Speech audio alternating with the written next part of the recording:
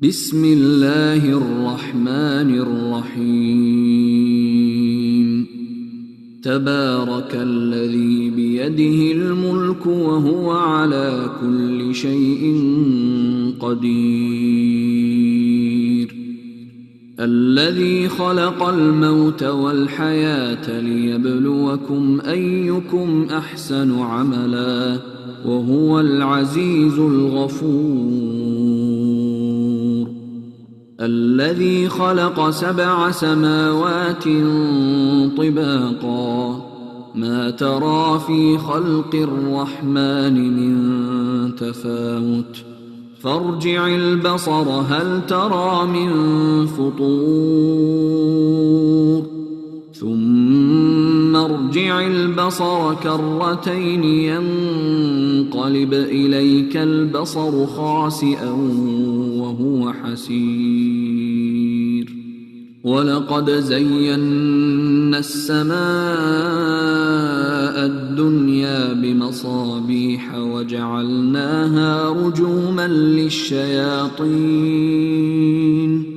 وأعتدنا لهم عذاب السعير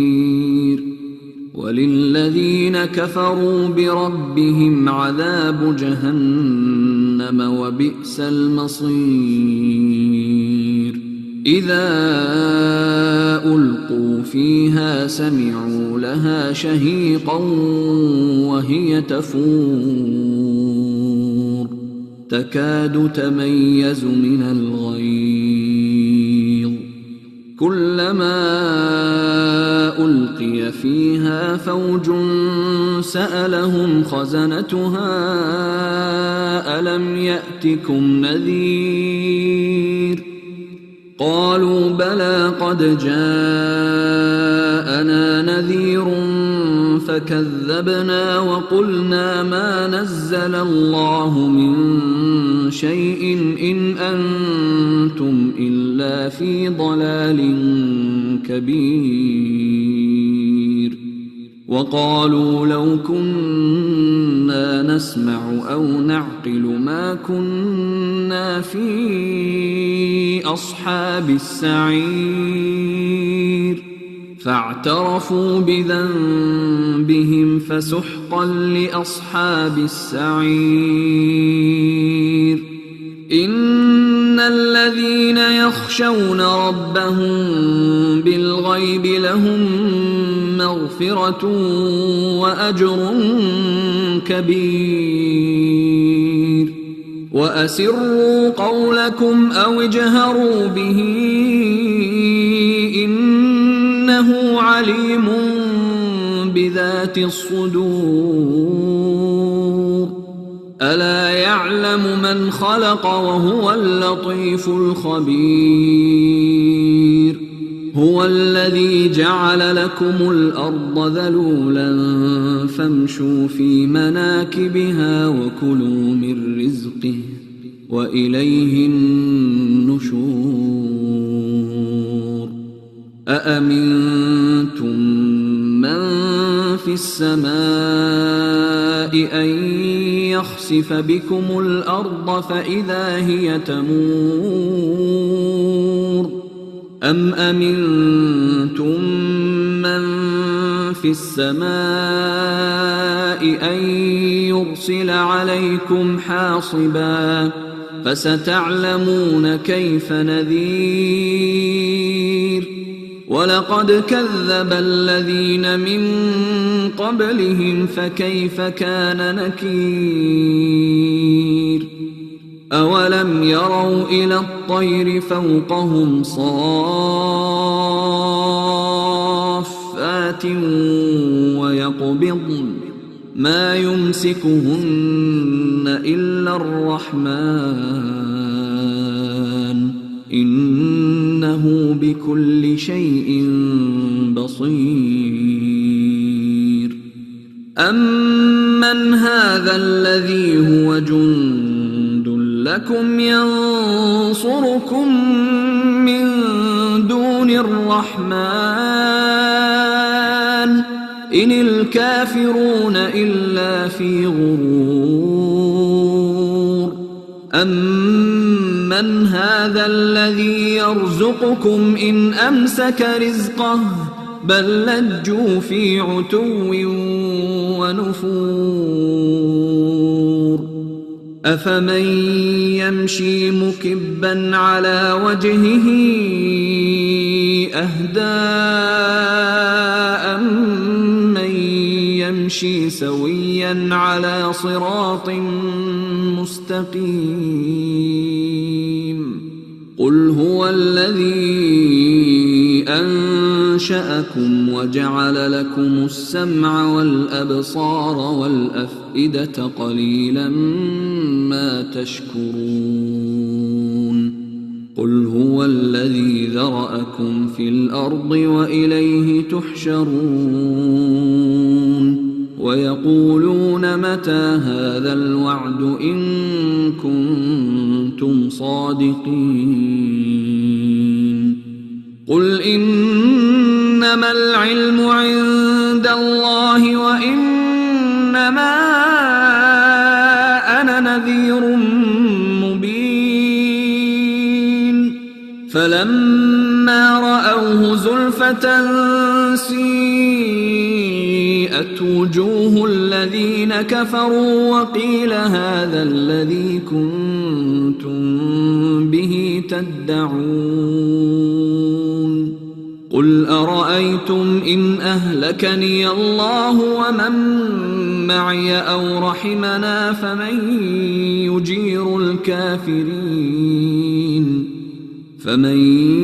يجير الكافرين من عذاب أليم قل هو الرحمن آمنا به وعليه توكلنا فستعلمون من هو في ضلال مبين قل أرأيتم إن أصبح ماؤكم غورا فمن يأتيكم بماء معين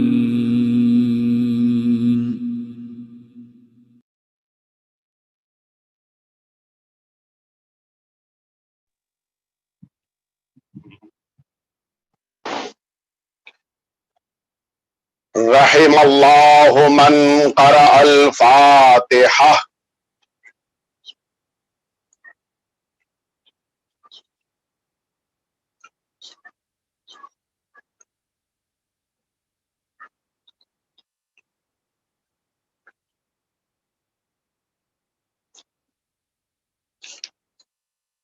لا حول ولا قوة إلا بالله العلي العظيم. حسبنا الله ونعم الوكيل نعم المولى ونعم النصير. أعوذ بالله من الشيطان الرجيم. بسم الله الرحمن الرحيم. الحمد لله الذي لا يبلغ مدحته القائلون ولا يحصي نعماءه العادون ولا يؤدي حقه المجتهدون. ثم الصلاة والسلام والتحية والإكرام على سيد الأنبياء والمرسلين سيدنا ومولانا أبي القاسم محمد اللهم صلى الله عليه وعلى أهل بيته الأطيبين الأنجبين الذين أذهب الله عنهم الرجس وطهرهم تطهيرا. اللهم صل لا سيما الإمام المبين بقية الله في الأرضين واللعنة الدائمة الباقية على أعدائهم أجمعين. أما بعد فقد قال الإمام العسكري عليه السلام: أكثروا ذكر الله وذكر الموت وتلاوة القرآن والصلاة على النبي صلى الله عليه وآله وسلم فإن الصلاة على رسول الله 10 حسنات ایک دفعہ مل جل کے صلوات بھیج دیں آپ حضرات. اذان محترم، اس سے قبل کی بیان کا آغاز ہو، التماس ہے کہ ایک دفعہ آپ سبھی حضرات سورہ فاتحہ اور سورہ توحید کی تلاوت فرما کے مرحوم و مغفور حاجی محب علی روشن علی ناصر اور ان کے خاندان کے تمام مرحومین کو ایصال فرما دیں. بسم اللہ الرحمن الرحیم.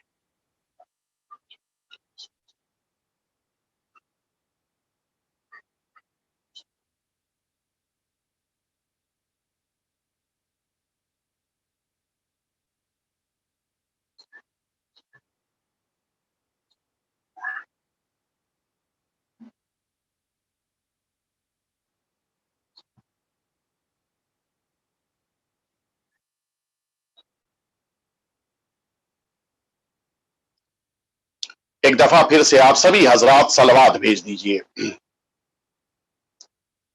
اذان محترم، آج دنیا کے بعض ممالک میں بعض جگہوں کے اوپر اس عظیم الشان امام کی شب شہادت ہے کہ جو اہل بیت اطہار کے گھرانے کے 11ویں روشن آفتاب ہیں اور جنہیں رب العزت نے اس روئے زمین پہ اپنا نمائندہ اور اپنی حجت قرار دیا. لیکن اس مجلس عزا کو اس عظیم انسان اور اس مرحوم کے مجلس زیارت کے عنوان سے قرار دیا گیا ہے جن کی خدمتیں اور جن کا قوم کے لیے درد مدتوں یاد کیا جائے گا.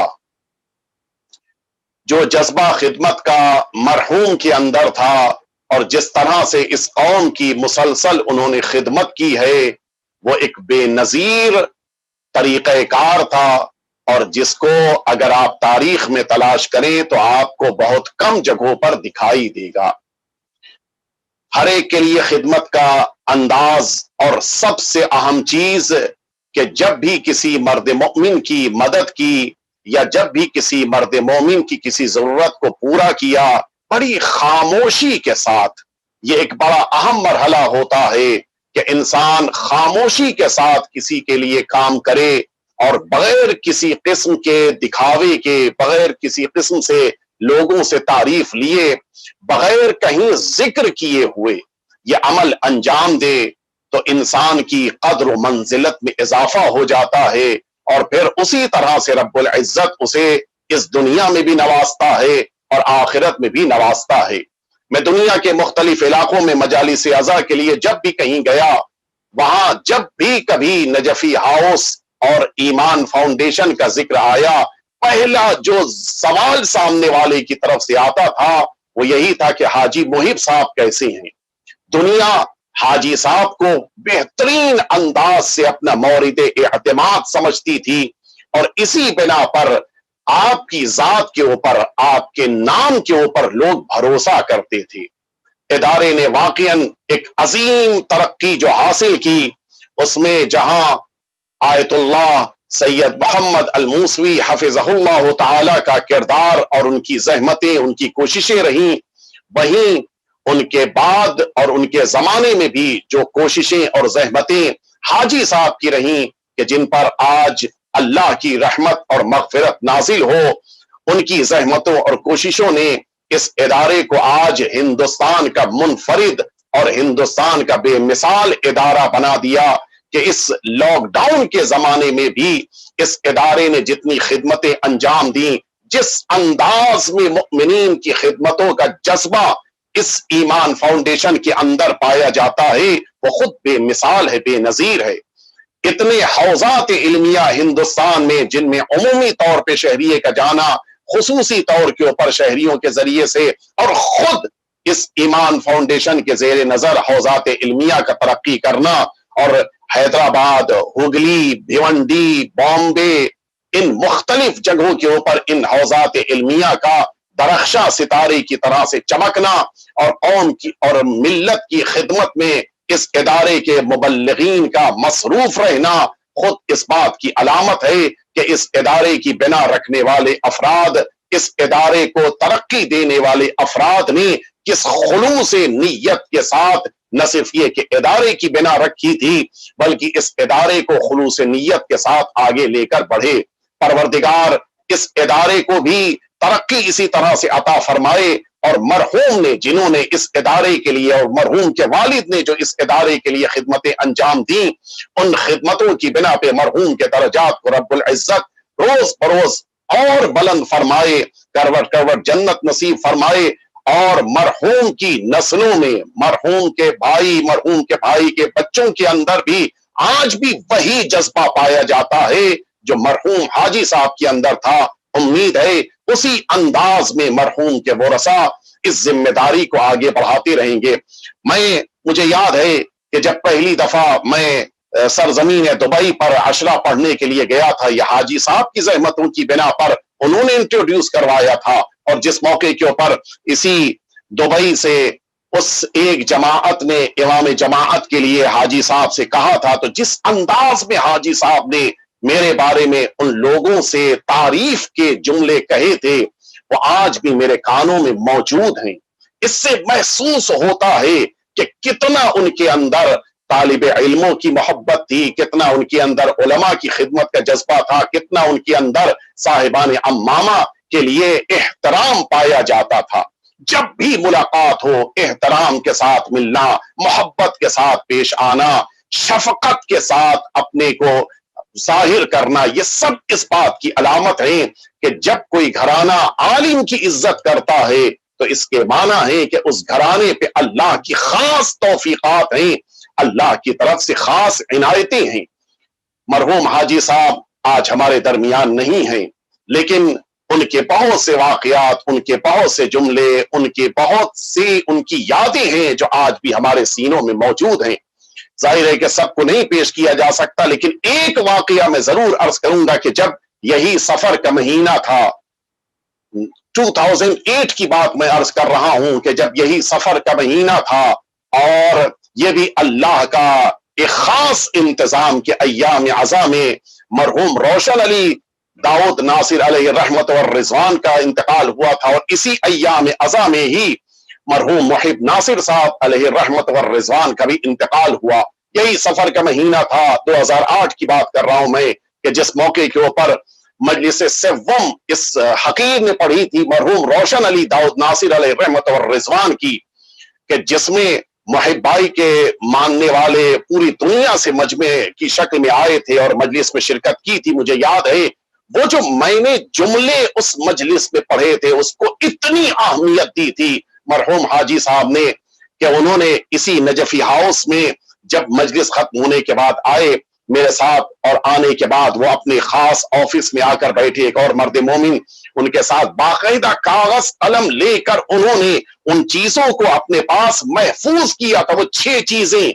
کہ جن کو میں نے اس مجلس میں پڑھا، اور اس وقت انہوں نے ایک جملہ کہا تھا کہ میں آج کے بعد سے ان 6 چیزوں کو اپنی زندگی میں اختیار کروں گا۔ آج سے 12 سال پہلے انہوں نے یہ جملہ کہا تھا، آج پھر میں مرحوم حاجی محب بھائی کی اس مجلس میں، جو مجلس سوم ہے، زیارت کی مجلس ہے، اس میں پھر وہی حدیث پڑھوں گا تاکہ ان کی اگلی نسل کے لیے اس پر عمل کرنے کا موقع مل جائے اور اس کے مطابق زندگی گزاریں۔ میں پہلے وہ حدیث کے جس کو میں نے سرنامہ کلام کے طور پہ پیش کیا ہے، اس حدیث کا ترجمہ اور وضاحت پیش کر دوں، پھر اس حدیث کی طرف آؤں گا کہ جس کو میں نے مرحوم حاجی روشن علی رحمت اللہ علیہ کی مجلس میں پڑھا تھا، اس کو آج میں دوبارہ دہراؤں گا۔ ہمارے آقا اور مولا 11ویں امام حسن عسکری علیہ السلام، ایک دفعہ مل جل کے صلوات بھیج دیں آپ۔ مولا نے اپنے شیعوں سے 4 چیزوں کی تمنا کی ہے، 4 چیزوں کے لیے مولا نے حکم دیا ہے اپنے شیعوں کو۔ قال لشیعتہ، یہ روایت بحار الانوار میں موجود ہے۔ ہمارے 11ویں امام فرماتے ہیں کہ اپنے شیعوں سے خطاب کرتے ہوئے کہ اکثروا ذکر اللہ، سب سے زیادہ تمہاری زندگی میں تمہاری زبانوں پر ہونا چاہیے ذکر پروردگار، سب سے زیادہ ذکر پروردگار۔ اور یہ ذکر پروردگار تمہارے دل کی گہرائیوں سے ہونا چاہیے. یہ جو انسان اپنی زندگی میں انشاءاللہ کہتا ہے، ماشاء اللہ کہتا ہے، سبحان اللہ کہتا ہے، جزاک اللہ کہتا ہے، رحمت اللہ کہتا ہے، یہ جو بار بار اس قسم کے کلمات کہتا ہے، یہ کہنے کی تاکید ہے، یہ انسان کے لیے حکم ہے کہ ان کلمات کو اپنی زبان پہ جاری کرو. اور ساتھ ہی ساتھ یہ صرف زبان سے عادت کی بنا پہ ہیبیچولی نہیں کہنا ہے، بلکہ انسان کو اگر ان جملوں کو اپنی زبان پہ جاری کرنے کی توفیق اور سعادت مل رہی ہے تو پھر دل کی گہرائیوں سے کہے. انشاءاللہ صرف زبان نہ کہے بلکہ پورا وجود کہے کہ اگر اذن پروردگار، ارادہ پروردگار ہوا تو یہ کام میں کروں گا. ماشاء اللہ جس موقع کے اوپر کہے دل کی گہرائیوں سے یہ آواز نکلے کہ اللہ کا جو ارادہ تھا اسی بنا پر یہ ہوا، اللہ نے یہ توفیق دی کہ یہ کام انجام پایا. جزاکم اللہ جس موقع کے اوپر کہے دل کی گہرائی سے یہ آواز نکلے کہ میرے پروردگار نے یہ توفیق تمہیں دی تھی کہ تم نے یہ عمل انجام دیا، اب خدا ہی تمہیں اس کا اجر دے، خدا ہی تمہیں اس کی جزا عطا کرے. یہ جزاکم اللہ ہماری زبانوں پہ سے زبانی طور پہ نہ ہو بلکہ پوری نیت، پورے ارادے کے ساتھ دل کی گہرائیوں سے یہ آواز نکلنی چاہیے. کسی کے انتقال کی خبر مل جائے تو ہماری زبان پہ جب انا للہ و انا الیہ راجعون ہو تو یہ وہ حقیقت ہو کہ جس کا اظہار زبان کر رہی ہو، اقرار دل کر رہا ہو. ہماری فکروں میں، ہمارے ذہنوں میں، ہمارے دلوں میں صرف اور صرف تصور پروردگار ہونا چاہیے. میرے امام حکم دے رہی ہیں، اس کے بعد فرماتے ہیں وذکر الموت. اے میرے شیعوں تمہارے لیے دوسری اہم چیز ہے کہ تم موت کا ذکر کرتے رہو، موت کو یاد رکھو، موت کا ذکر تمہاری زبانوں پہ ہونا چاہیے. اسی لیے سرکار امیر المؤمنین حضرت علی ابن ابی طالب علیہ الصلوۃ والسلام نے یہ جملہ فرمایا کہ جاور القبور، اے میرے چاہنے والوں تم قبرستان کے قریب زندگی گزارا کرو. کیوں؟ اس لیے کہ جب تم قبروں کے قریب رہو گے تو تمہیں ہمیشہ موت یاد رہے گی. جب تم قبرستان کے قریب سے گزرو گے تو تمہیں یہ احساس ہوگا کہ ایک دن اسی قبرستان کا حصہ مجھے بھی بننا ہے. جب تمہارے اندر یہ احساس پیدا ہو جائے کہ تم اس دنیا سے جانے والے ہو تو یقین جانے انسان کے اندر جیسے ہی موت کا احساس آ جاتا ہے، جیسے ہی موت کا جذبہ پیدا ہوتا ہے، انسان گناہوں سے بچ کے عبادتوں کی دنیا میں آ جاتا ہے. انسان معصیتوں کو چھوڑ کر بندگی پروردگار کے لیے آگے بڑھتا ہے. لہذا اگر انسان اپنے کو گناہوں سے بچانا چاہتا ہے تو سب سے عظیم شے یہ موت کا ذکر ہے. حادم اللذات کہا گیا ہے. انسان دنیا کی رعنائیوں میں، دنیا کی خوشیوں میں، دنیا کی گناہوں میں، دنیا کی پستیوں میں جب ڈوبتا جا رہا ہو تو اگر اپنے کو بچا کر بلندیوں کی طرف لے کر آنے کا جذبہ ہے تو پھر موت کو یاد کرے.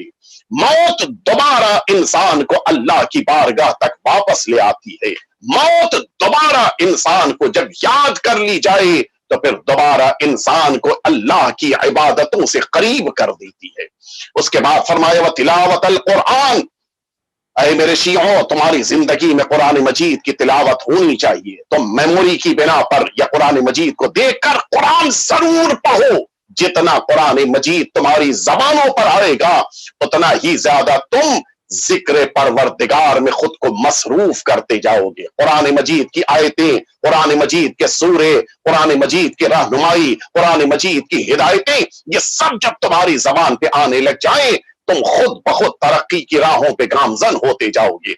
صرف استخارے کے لیے قرآن مجید کی بارگاہ میں نہ جاؤ کہ جب بھی کام آن پڑا ہے تو ہم نے قرآن مجید کو کھول کر حکم پروردگار جاننا چاہا ہے. وہ وقتی طور کے اوپر حکم پروردگار کو جان لینا اور ہوتا ہے احکام خداوندی کو معلوم کرنے کے لیے قرآن کی بارگاہ میں آنا اور ان احکام پروردگار کے مطابق زندگی کو گزارنا یہ اور ہوتا ہے. جب ایک دفعہ حکم قرآن استخارے سے پتہ چل جائے اس کے مطابق عمل کرنے پر انسان کو فائدہ ہو رہا ہے تو پھر اگر مستقل احکام قرآن کو دریافت کر کے ان پہ عمل کیا جائے تو کیا انسان کو فائدہ نہیں ہوگا؟ زیادہ فائدہ ہوگا، ہمیشہ فائدہ ہوگا، مستقل فائدہ ہوگا، دائمی فائدہ ہوگا. اگر قرآن مجید کو انسان ہمیشہ اپنی زندگی میں قرار دے اور اس کے بعد فرمائے والصلاۃ علی النبی صلی اللہ علیہ وآلہ وسلم، تمہاری زندگیوں میں سب سے زیادہ یہ صلوات ہونی چاہیے،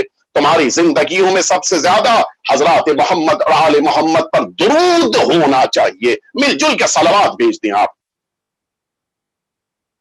یہ وہ درود ہے کہ جس کے لیے پھر امام فرماتے کہ فإن الصلاة علی رسول اللہ 10 حسنات، جو اہل بیت اطہار اور پیغمبر ختمی مرتبہ صلی اللہ علیہ وآلہ وسلم کے لیے صلوات بھیجتا ہے اس کو اللہ 10 حسنات کا اجر دیتا ہے۔ آپ نے غور فرمایا ایک نیکی کی بنا پہ تو اللہ کہہ رہا ہے کہ من جاء بالحسنۃ فلہ 10 امثالھا، جو ایک نیکی کو لے کر آئے گا اس کو 10 برابر اجر ملے گا۔ اب آپ ذرا سوچیں اگر ایک ہی عمل کا 10 اجر مل رہا ہے، ایک صلوات کی بنا پہ 10 حسنات اور ہر حسنہ کے اوپر 10 ثواب مل رہا ہو، تو آپ ذرا حساب کر لیں گے کتنا انسان کو مل رہا ہے۔ اتنا اجر انسان کو ملے گا کہ جس کو نہ انسان سمجھ سکتا ہے، نہ انسان درک کر سکتا ہے، نہ جس کے بارے میں انسان سوچ سکتا ہے۔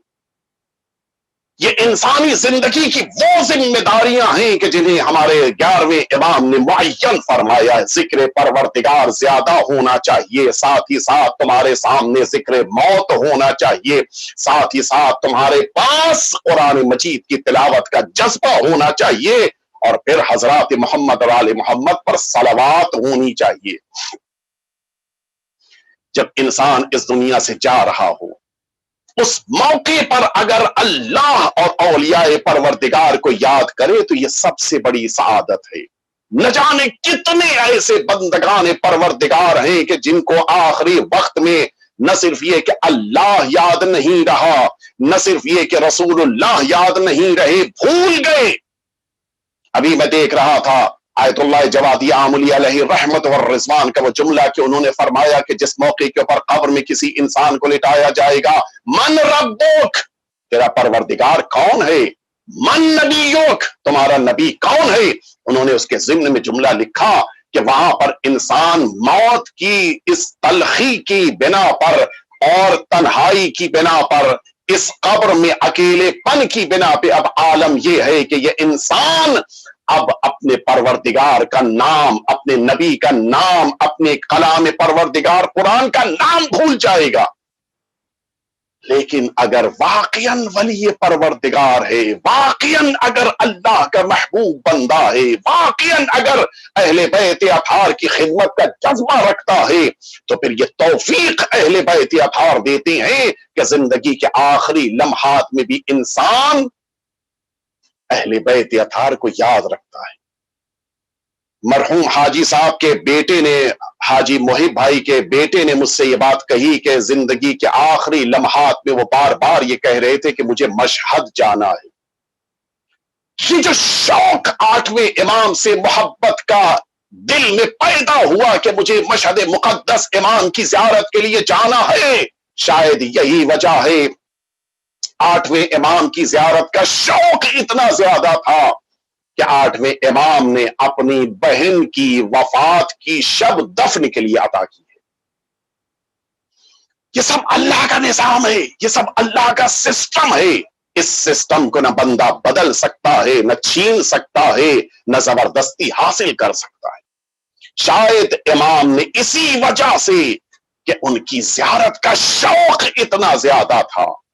اپنی بہن کی شب وفات عطا کی ہے مرحوم حاجی صاحب کو دفن ہونے کے لیے۔ اور پھر جس عظیم شہزادی کی وفات کی شب آپ اس دنیا سے رخصت ہوئے ہیں، دفن ہوئے ہیں، وہی شہزادی کا وہ حدیث، یہ جو آپ سب حدیث اس کو پڑھتے ہیں کہ من مات ولم یعرف امام من مات علی حب آل محمد مات شہیدا، یہ حدیث کس سے نقل ہوئی ہے؟ جناب معصومہ قم نے سلسلہ سند کے ساتھ جناب صدیقہ طاہرہ اور پھر رسالت مآب سے یہ حدیث نقل کی ہے۔ نقل کرنے والی یہی معصومہ قم صلوات اللہ وسلامہ علیہا ہیں کہ جو محبت اہل بیت کے ساتھ اس دنیا سے رخصت ہوتا ہے، اللہ اس کو شہید کا درجہ دیتا ہے۔ یہ محبت اہل بیت اطہار ہے کہ جو انسان کو مرنے کے بعد بھی زندہ رکھتی ہے. یہ محبت اہل بیت اطہار ہے کہ جو زندگی کی سانسیں ٹھہر جانے کے باوجود اس کو شہید کی بلندیوں تک پہنچا دیتی ہے, شہادت کی عظمت عطا کر دیتی ہے. میں عرض کروں آپ کی خدمت میں, ہمارے 11ویں امام ہی کی حدیث ہے صلوات اللہ وسلام علیہ, مل جل کے صلوات بھیج دیں آپ. آقا فرماتے ہیں کہ جس موقع کے اوپر مرد مومن اس دنیا سے رخصت ہو رہا ہے, دیکھیں تمنا یہ تھی کہ مجھے مشہد مقدس کی زیارت مل جائے. روایت سنیں گے آپ, آقا امام حسن عسکری علیہ الصلوۃ والسلام فرماتے ہیں کہ جس موقع کے اوپر انسان کے بدن سے روح نکلے, طویل حدیث ہے, بحار الانوار میں یہ روایت موجود ہے, مجھے مکمل حدیث نہیں پڑھنی اس لیے کہ میرے پاس وقت نہیں ہے, لیکن آقا فرماتے ہیں کہ جس موقع کے اوپر ملک الموت روح کو لینے کے لیے آئے, یہ بے چین ہے انسان, گھبرایا ہوا ہے, اضطراب میں ہے. اچانک یہ ملک الموت کہتا ہے کہ اے انسان انظر, اپنی نگاہوں کو اٹھاؤ, بے چین ہو, پریشان ہو, گھبرا رہے ہو, اپنی آنکھوں کو اٹھاؤ, اپنی نظروں کو بلند کرو. فینظر, یہ انسان جو دنیا سے جا رہا ہے اپنی نگاہوں کو اٹھاتا ہے, فیرا محمدن وعلین والطیبین من آلہما, پھر اپنی نگاہوں سے دیکھنا شروع کرتا ہے. خود رسالت مآب موجود ہیں, سرکار امیر المؤمنین موجود ہیں, امام حسن مجتبی موجود ہیں, امام حسین شہید موجود ہیں, امام سجاد علیہ الصلوۃ والسلام موجود ہیں, امام باقر علیہ السلام موجود ہیں, امام صادق علیہ السلام موجود ہیں, امام کاظم علیہ السلام موجود ہیں, امام علی رضا علیہ الصلوۃ والسلام موجود ہیں. اب آپ نے سنا زندگی کے آخری لمحات میں بار بار یہ جملہ کہنا کہ مجھے مشہد مقدس جانا ہے. یہ زندگی کی جب تک سانسیں چل رہی تھیں تب تک 8ویں امام کی زیارت کا شوق تھا, لیکن جب زندگی کی سانسیں رک رہی تھیں تو نگاہوں کے سامنے امام رضا علیہ الصلوۃ والسلام موجود ہیں. اس کے معنی ہے مومن وہی ہے کہ جو زندگی میں بھی زیارت کا شوق رکھتا ہے, زندگی کے اختتام پر بھی زیارت کا شوق رکھتا ہے, اور پھر جب قبر میں آ جاتا ہے تب بھی زیارتوں کا شرف مل جاتا ہے. ایک دفعہ مل جل کے صلوات بھیج دیں آپ. انسان ان اہل بیت اطہار کی شخصیتوں کی زیارت میں مصروف ہے. ایسے موقع کے اوپر وہ ملک الموت کہتا ہے کہ اولا تراہم ہؤلاء ائمتک, کیا تم نہیں دیکھ رہے ہو کہ یہ سب تمہارے ائمہ, تمہارے سادات, تمہارے سید و سردار ہیں, اللہ کے نمائندے ہیں کہ جن کی زیارت کا تمہیں شرف مل رہا ہے. یہی وہ افراد ہیں کہ جو تمہارے ساتھ, تمہیں ان کے ساتھ زندگی گزارنے کا موقع ملے گا. اما ترضا بہم بدلن مما تفارق ہا ہونا, تم دنیا میں جن چیزوں کو چھوڑ کے جا رہے ہو ان کے مقابل ان عظیم ہستیوں کا ساتھ تمہیں مل رہا ہے. کیا دنیا کی چیزوں کو ترک کر دینے کے بعد ان عظیم ہستیوں کے ساتھ رہنا تمہیں قبول ہے, راضی ہو؟ کہتا ہے کہ بلا وربی,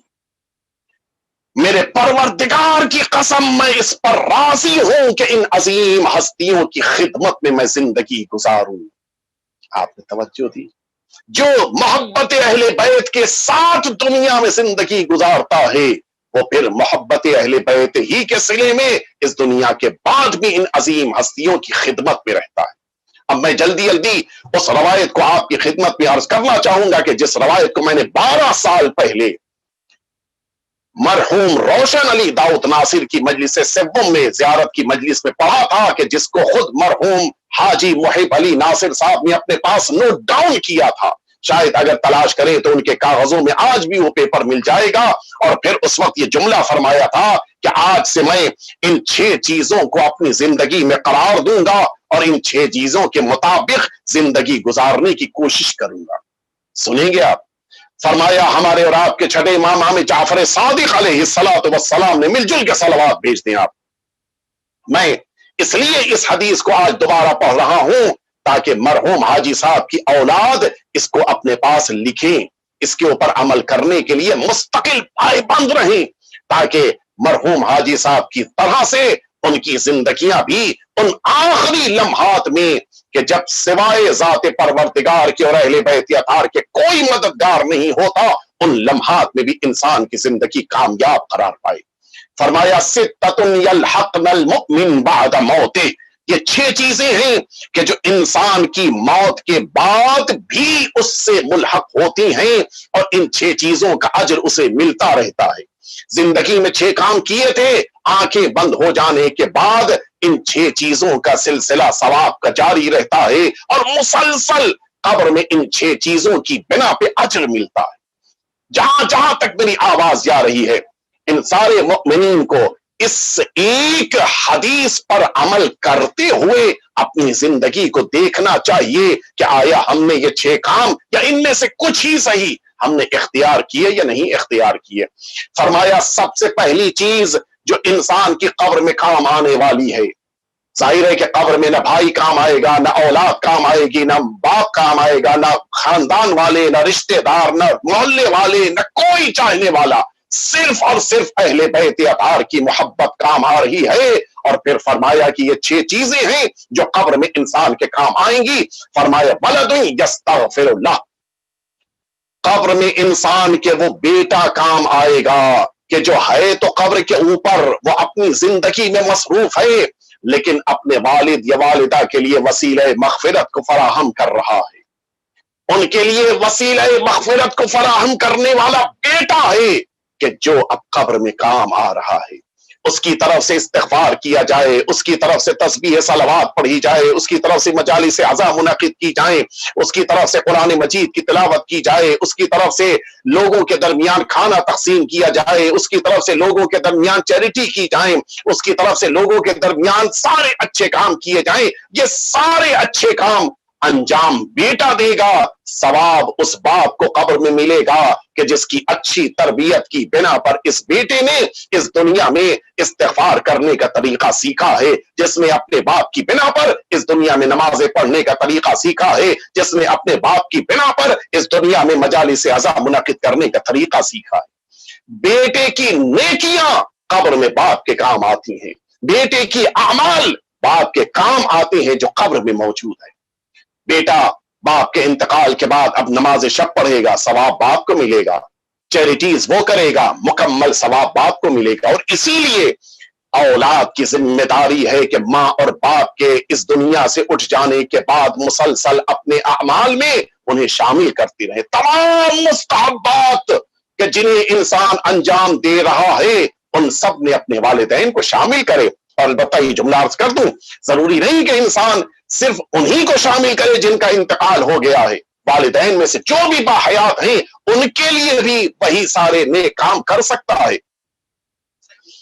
خاص طور سے اگر حاجی صاحب کو آخری عمر میں مشہد مقدس کی زیارت کا اتنا شوق تھا تو پھر اولاد مشہد مقدس جائے اور اس نیابت کے ساتھ کہ میں اپنے والد کی نیابت میں زیارت کرنے آیا ہوں، مکمل ثواب ملے گا۔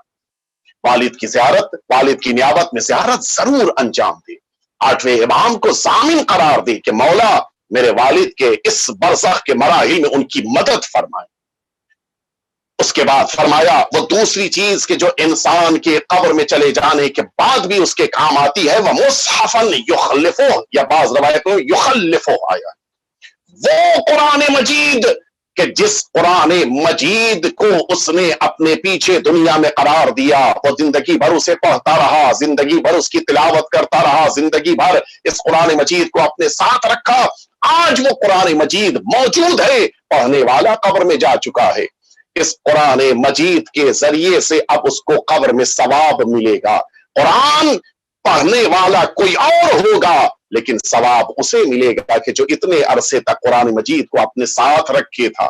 لہذا قرآن مجید کو ضرور اپنے ساتھ قرار دیا جائے، قرآن مجید پڑھے انسان، قرآن مجید کو ہمراہ رکھے انسان، قرآن مجید اپنے ہمراہ ہونا چاہیے۔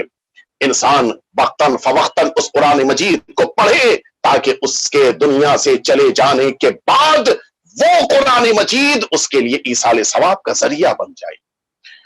اس کے بعد آقا فرماتے ہیں کہ وغرس یغرسہ، وہ درخت کہ جس درخت کو اس انسان نے اپنے ہاتھوں سے لگایا، درخت جب تک رہے گا، یہ درخت اس اپنے لگانے والے، اس درخت کو زمین سے بلندیاں دینے والے کو پروردگار کی طرف سے اجر ملتا رہے گا۔ اس کی پتیاں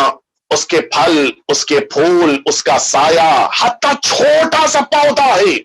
وہ بھی اس انسان کو اجر عطا کرتا رہے گا۔ آپ غور کیجئے اللہ کتنا کریم ہے۔ خدا نے یہ نہیں فرمایا کہ اس درخت کو لگانے میں اس کو بڑی زحمتیں ہوئی، انسان ایک بار درخت لگا دیتا ہے، بہت زیادہ ہوا تو ہر 2-3 دن میں ایک بار پانی دے دیا، بس۔ درخت خود اللہ کی توفیق کی بنا پہ، سورج کی شعائیں اس کو ملی، اس کو مٹی مل گئی، اس کو ماحول مل گیا، فضا مل گئی، ایٹماسفیئر مل گیا، اس بنا پہ وہ درخت بڑا ہو گیا۔ لیکن کرم پروردگار، جس پودے میں میرا کوئی رول نہیں تھا، بیج صرف میں نے بویا تھا اور کوئی میرا رول نہیں تھا، وہ پودا آج اگر بڑا ہو گیا تو اس پودے میں کہ جس میں مجھے کوئی زحمت بھی نہیں ہوئی تھی، اس پودے کے لگ جانے کی بنا پہ آج مجھے قبر میں مل رہا ہے۔ کتنا کریم پروردگار ہے جو اپنے بندے کو اجر دینا چاہ رہا ہے۔ اس کے بعد فرمایا وَصَدَقَةٌ يَجْرِيهِ، وہ نیک کام کہ جس نیک کام کو اس نے شروع کیا تھا اور وہ نیک کام آج دوسروں نے آگے بڑھایا ہے، لیکن ثواب اسے مل رہا ہے کہ جس نیک کام کو اس مرد مؤمن نے جب تک زندہ تھا اپنی زندگی میں جاری رکھا تھا۔ کسی انسان کے گھر میں چھت نہیں تھی، چھت بنوا دی، کسی انسان کے پاس رہنے کو گھر نہیں تھا، گھر مہیا کر دیا، کسی انسان کے پاس شادی کی رقم نہیں تھی، رقم عطا کر دی، کسی کے گھر میں بچوں کی پڑھائی کے لیے رقم نہیں تھی، پیسہ نہیں تھا، انہیں پیسہ عطا کر دیا۔ اب نتیجہ کیا ہے؟ جب تک وہ گھر کی دیواریں باقی ہیں تب تک مرحوم کو ثواب ملتا رہے گا، جب تک وہ شوہر زوجہ اور ان کی نسل، ان کی جنریشن باقی ہے تب تک ثواب مرنے والے کو ملتا رہے گا، جب تک اولاد کی تعلیم کی بنا پہ آج وہ پڑھ لکھ کے قوم اور ملت اور اپنے گھر والوں کی خدمت گزار بنی، ثواب اس انسان کو ملتا رہے گا کہ جس نے رقم دے کر اس کو پڑھنے کا موقع دیا تھا۔ یہ ساری نیکیاں وہ دنیا میں کرتا رہا، آج دنیا سے چلا گیا، وہ ساری نیکیاں آج اس کو ثواب دلائیں گی، وہ ساری نیکیاں ہیں کہ جو آج اس کے لیے بہترین سرمایہ بن جائیں گی۔ اس لاک ڈاؤن کے زمانے میں جہاں لوگوں کی نوکریاں چلی گئیں، جہاں لوگوں کے پاس کھانے کی مشکل آن پڑی، جہاں لوگوں کے پاس سختیاں آن پڑی، مشکلات کا ہجوم تھا، ان ہجوم میں بھی جن مؤمنین نے دوسروں کی زندگیوں کو بچانے کے لیے انتھک محنت کی، کوششیں کی، آج ان کی زندگیاں بچ گئیں۔ ثواب کسے ملے گا؟ ان لوگوں کو کہ جنہوں نے اس دوران ایسے سخت زمانے میں بھی لوگوں کی مدد کی تھی۔ وہ جس موقع کے اوپر مدد کرنے والے قبر میں جائیں گے اللہ کی طرف سے بہترین اجر ملے گا۔ اس کے بعد فرمایا قلیب یحفرہ، وہ انسان کے جس نے ایک ایسا کنواں قرار دیا کہ جس کے ذریعے سے لوگ پانی پیتے رہیں۔ آج کے دور میں انسان نے کہیں ٹیوب ویل لگوا دیا، کہیں پر پانی کے لیے واٹر کولر کا انتظام کر دیا، کہیں کے اوپر پانی صاف نہیں آتا تھا، واٹر پیوریفائی کے لیے کچھ مشین لگا دی۔ وہ سارے سسٹم، سارے طریقے جو پانی کے ذریعے سے خدمت کرنے کا انسان نے اختیار کیا، آج پانی پینے والے زمین پہ پانی پی رہے ہیں، اجر اسے مل رہا ہے کہ جس نے کل انتظام کیا تھا آج قبر میں سو رہا ہے۔ لہذا انسان کو پوری طرح سے اس سلسلے میں کوشش کرنی چاہیے۔ اور آخری چیز سنت یؤخذ بہا، وہ نیک طریقہ کار، وہ نیک انداز کہ جس کو اس نے کسی معاشرے میں، کسی گھرانے میں، کسی فیملی میں قرار دیا اور آج بھی وہ جاری و ساری ہے۔ جب تک وہ نیک کام ہوتا رہے گا اس مرنے والے کو اجر ملتا رہے گا۔ اس نے عزاداری کے لیے ایک طریقہ کار، ایک مجلس سال میں اپنے گھر میں منعقد کرتا رہا، جب تک اس کی جنریشن اس مجلس کو انجام دیتی رہے گی اس مجلس کی بنا کرنے والے کو ثواب ملتا رہے گا۔ امام حسین کے لیے مجلس عزا کا منعقد کر دینا،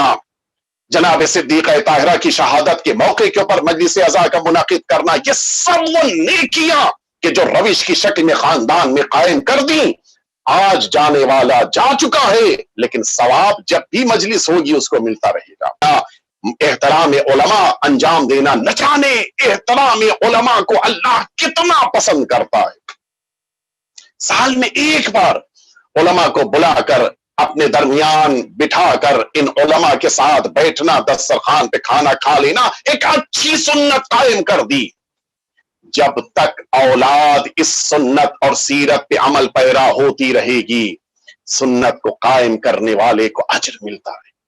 लिहाजा फिर से मैं दोहराए देता हूं वो 6 चीजें कि जो इमाम ने फरमाई कि 6 चीजें अगर इंसान ने अपनी जिंदगी में इख्तियार की हैं तो फिर इंतकाल कर जाने के बावजूद कब्र में उसे उसका अजर मिलता रहेगा, जिनमें से सबसे पहले वलदुन यस्तगफिरुल्लाह, औलाद की इतनी अच्छी तरबियत करके गया कि अब उसके लिए इस्तिगफार के फराहम वसाइल को फराहम करता रहा। वह मुसहफुन युखलिफो, और वो कुरान मजीद के जिसको पढ़ता था छोड़ के गया है। जब तक ये कुरान मजीद रहेगा, सफात बाकी रहेंगे, हुरूफ बाकी रहेंगे, उस कब्र में सोने वाले को अजर मिलता रहेगा। और उसी के अलावा एक दरख्त को उसने लगा दिया, दरख्त जब तक सायादार रहेगा, दरख्त बाकी रहेगा, तब तक उस इंतकाल कर जाने वाले को, दरख्त लगाने वाले को सवाब मिलेगा। वह सदक़तुन यजरी है, नेक काम, नेक सीरत, नेक तरीक़ेकार, नेक इदारा कायम कर दिया, जब तक वो इदारा, नेक तरीक़ेकार बाकी रहेगा तब तक उसको अजर मिलता रहेगा। वह क़लीबुन यहफ़िरो, एक ऐसा पानी का इंतजाम कर दिया कि जब तक लोग पानी पीते रहेंगे, उस पानी के लिए सबील लगाने वाले, पानी का इंतजाम करने वाले को सवाब मिलता रहेगा। वह सुन्नतन युख़ज़ु बिहा, और वो नेक अंदाज तरीक़ेकार कि जिसको उसने कायम किया, आज उसके मुताबिक अंजाम पाते हुए उसको अंजाम दिया जा रहा है, सवाब उसे मिलता रहे। बस मेरा वक्त पूरा हो गया। हकीकत यह है कि जब इन 6 चीजों पे नजर पड़ती है तो जाने वाले ने इन 6 चीजों को अपनी जिंदगी में वाक़ियन इख्तियार किया। अल्लाह उनके दर्जात को बुलंद करे। ये भी एक इंसान की तौफीक है कि दफन के लिए शबे जुमा, नौचंदी शबे जुमा, शबे वफात मासूम क़ुम की मयस्सर हुई, और फिर आज मजलिस ज़ियारत के भी मौका मिल रहा है। वो एक इमाम की शबे शहादत में ये तौफीक मिल रही है। हाँ, यकीनन आज इमाम अस्करी अलैहिस्सलातु वस्सलाम के लिए दुनिया में बहुत सारी जगहों के ऊपर फर्श अज़ा बिछाई गई। इमाम के लिए लोगों ने गिरिया किया, मातम किया, लेकिन हकीकत ये है कि इमाम के इस गिरिये के साथ जब ये एहसास पैदा होता है कि आपका एक छोटा सा बेटा, 11वें इमाम का जब बेटा शहादत का वक्त था सिर्फ 5 साल का, हमारे 12वें इमाम की कुल उम्र मुबारक 5 साल की थी। इस कम सिनी में बाप का साया सर से उठ जाना कितना सख्त होता है। औलाद के लिए कम सिनी में बाप के साये से महरूम हो जाना बड़ा सख्त होता है। लेकिन हाँ, इसके साथ साथ एक और मुसीबत है कि इमामत का हक 12वें इमाम का है और नाम किसी और का लिया जा रहा है। वो जो हक छीना जा रहा है, कितना सदमा रहा होगा 12वें इमाम को। हाँ, कल ही का वो दिन था कि जब हमारे 12वें इमाम यतीम हो गए, आपके बाबा का साया आपके सर से उठ गया। आपने अपने हाथों से अपने बाबा को गुस्ल दिया, अपने हाथों से आपने कफन पहनाया, आपने खुद खड़े होकर नमाज मैयत पढ़ी, आपने अपने हाथों से अपने बाबा को सिपुर्दिल अहद किया। ये पूरा सामर्रा था कि जो 11वें इमाम की शहादत के बाद ये पुरसा देने के लिए आया था। कांधों से गुजरता हुआ जनाजा कब्र तक पहुंच रहा है। मुमिनीन का चाहने वालों का मजमा है कि जो 11वें इमाम को अलविदा कहने के लिए आए हैं। लेकिन हाँ, शायद 12वें इमाम ने करबला का रुख किया होगा। ए मेरे जद्द मजलूम, ए मेरे आका और मौला इमाम हुसैन, आपकी शहादत के बाद तो आपका बेटा मौजूद था, आपकी बहन मौजूद थी, आपके अहले हरम मौजूद थे, लेकिन इसके बावजूद किसी को इजाजत नहीं है कि इमाम हुसैन को कफन पहनाए, किसी को इजाजत नहीं है कि इमाम हुसैन को सिपुर्दिल अहद करे। हाँ आज़ादारों, इमाम मासूम का तो हक ये था कि बड़ी शान के साथ जनाजा उठना चाहिए था, लेकिन सुनोगे आज़ादारों, दुश्मनों की तरफ से कफन देना तो दूर की बात, कभी दुश्मन ने आके सर से अम्मामा उतारा, कभी दुश्मन ने आके दोष से अबा को उतार लिया, कभी दुश्मन ने आके नाले ने मुबारक को उतार लिया। इमाम हुसैन का ज़ाहिरी लिबास भी दुश्मन उतार के ले जा रही है। सैयदे सज्जाद के दिल से कोई पूछे, जिस मौके के ऊपर इमाम इसी करबला से असीर हो के निकल रही है, बार बार नजर पड़ रही है अपने बाबा के जनाजे पे, वो जनाजा कि जिनके जिस्म अथर के ऊपर सर भी नहीं है, जिनके जिस्म अथर के ऊपर یہ ظاہری لباس بھی نہیں ہے، کیسے امام سجاد نے صبر کیا ہوگا۔ یہی وجہ ہے کہ جس موقع کے اوپر پھوپھی کی نظر پڑی، اے بیٹا سجاد ایسا لگتا ہے کہ تمہاری روح مفارقت کر جائے گی، اس طرح سے کیوں بے چین ہو؟ کہتے ہیں پھوپھی اماں کیا آپ نہیں دیکھ رہی ہیں کہ میرے بابا کا جنازہ کس طرح سے زمین کربلا پہ ہے؟ کوئی نہیں ہے کہ جو میرے بابا کو دفن کرے، کوئی نہیں ہے کہ جو میرے بابا کو کفن پہنائے۔ سید سجاد کا دل بے چین تھا، اور اسی عالم میں جب امام آگے بڑھ رہے تھے، گھوم گھوم کے بابا کے جنازے کو دیکھ رہے تھے، شاید یہ جملہ کہہ رہے ہو کہ بابا سجاد شرمندہ ہے، آپ کے جنازے کو میں سپرد لحد کیے بغیر اسیر ہو کے جا رہا ہوں۔ الا لعنت اللہ علی القوم الظالمین وسیعلم الذین ظلموا ای منقلب ینقلبون۔ الہی بحق الزہرا و ابیہا و بعلہا و بنیہا والسر المستودع فیہا ان تصلی علی محمد و آل محمد۔ پروردگار ہم سب کے آقا اور مولا کے ظہور میں تعجیل فرما، حضرت کے قلب ناظرین کو ہم سب سے راضی و خوشنود فرما۔ آقا کے والد ماجد کی شب شہادت ہے، پروردگار آقا کی بارگاہ میں ہم سب کی طرف سے تعزیت و تسلیت پیش فرما۔ امام کے اس غم میں ہم سب کو عزاداری کرنے کی توفیق عطا فرما۔ پروردگار جس مرحوم کے اصال ثواب کی مجلس ہے، ان کے درجات کو بلند سے بلند تر فرما۔ امام عسکری علیہ السلام کا مہمان قرار فرما، امام کی شفاعت نصیب فرما۔ پروردگار مرحوم کے وارثوں کو، بھائی، زوجہ، اولاد، بقیہ خاندان والے، پروردگار ان سب کو صبر جمیل عطا فرما۔ پروردگار مرحوم کے وارثوں کو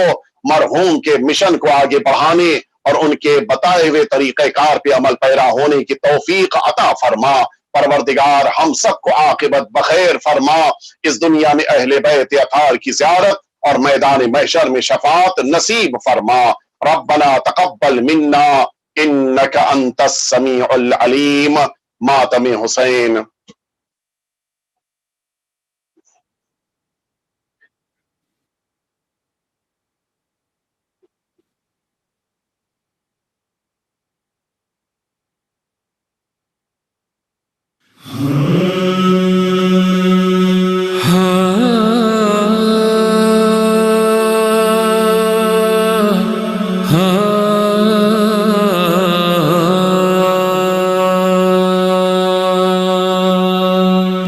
یہ غم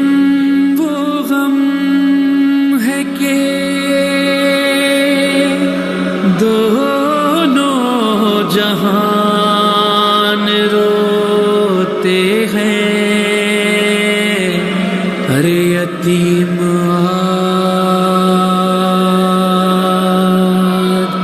امام زمان ہوتے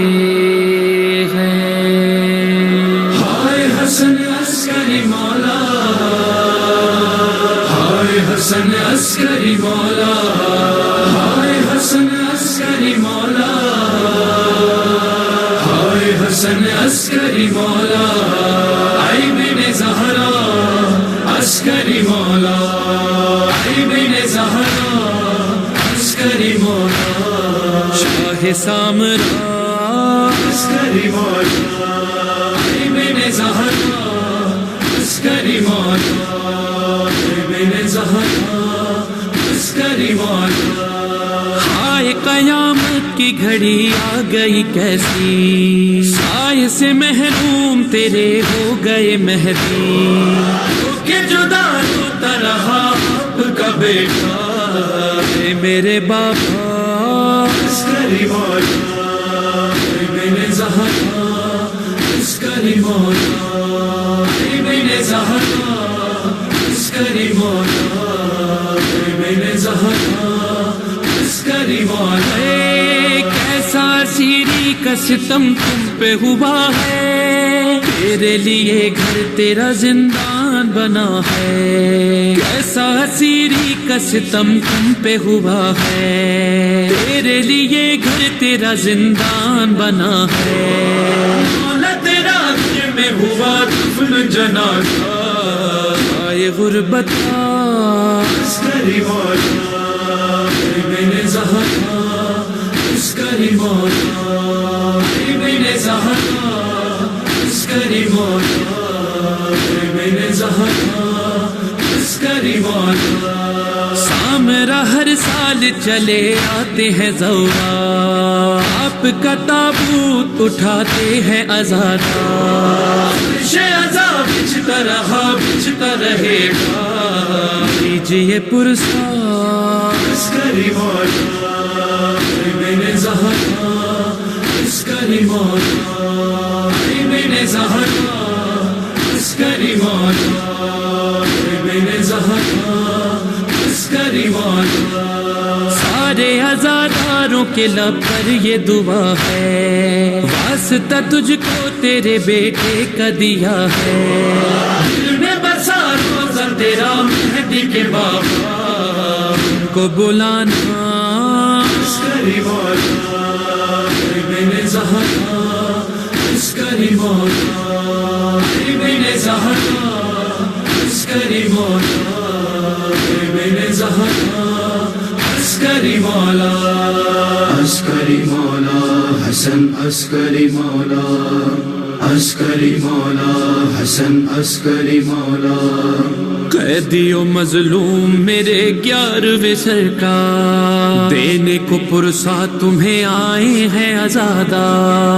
پرسا قبول ہو اے میرے سید و سردار، ہم لوگ تیری نظر کرم کے ہیں طلبگار، یہ تیرا دل میں سدا زندہ رہے گا، ہوتی ہے دنیا عسکری مولا ابن زہرا، عسکری مولا ابن زہرا، عسکری مولا ابن زہرا، عسکری مولا۔ جب بھی تیرے نام کی ہوتی ہے یہ مجلس، ساتھ میں زہرا کے چلی آتی ہے نرجس، جب بھی تیرے نام کی ہوتی ہے یہ مجلس، ساتھ میں زہرا کے چلی آتی ہے نرجس، ذرا ہے بکا ہے تیری زوجہ، ہوتی ہے نوحہ عسکری مولا ابن زہرا، عسکری مولا ابن زہرا، عسکری مولا ابن زہرا، عسکری مولا۔ پردہ غیبت میں جو بیٹا ہے تمہارا، بھیجے اسے جلد پریشان ہے دنیا، سن لو دعا بہر خدا فارس کعبہ ہے یہ التجا، عسکری مولا ابن زہرا، عسکری مولا ابن زہرا، عسکری مولا ابن زہرا،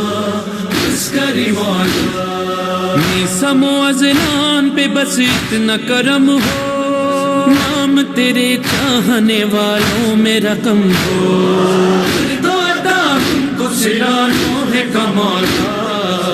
اب ہو پورا عسکری مولا ابن زہرا، عسکری مولا ابن زہرا، عسکری مولا ابن زہرا، عسکری مولا ابن زہرا، عسکری مولا، عسکری مولا ابن۔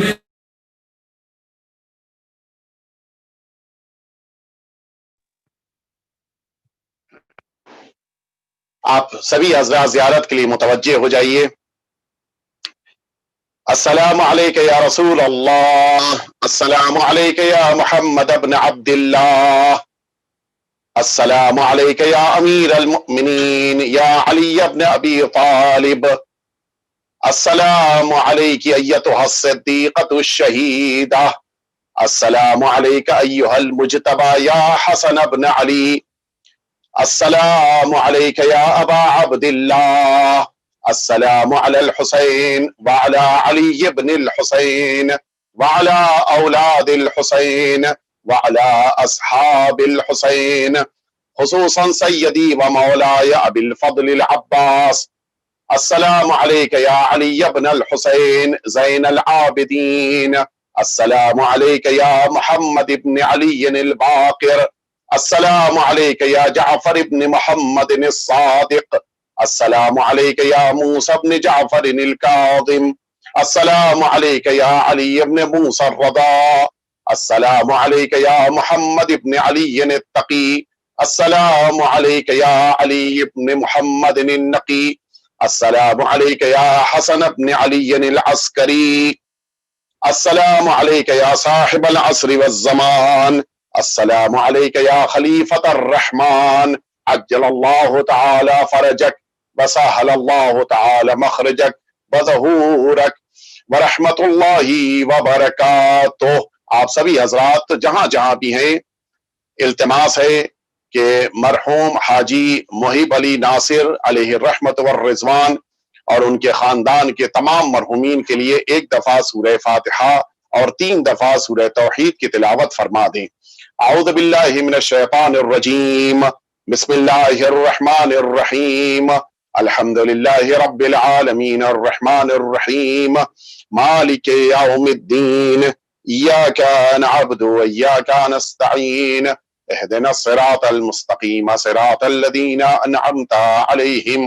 غير المغضوب عليهم ولا الضالين، بسم الله الرحمن الرحيم، قل هو الله أحد الله الصمد لم يلد ولم يولد ولم يكن له كفوا أحد، بسم الله الرحمن الرحيم، قل هو الله أحد الله الصمد لم يلد ولم يولد ولم يكن له كفوا أحد، بسم الله الرحمن الرحيم، قل هو الله أحد الله الصمد لم يلد ولم يولد ولم يكن له كفوا أحد، اللهم صل على محمد وآل محمد وعجل فرجهم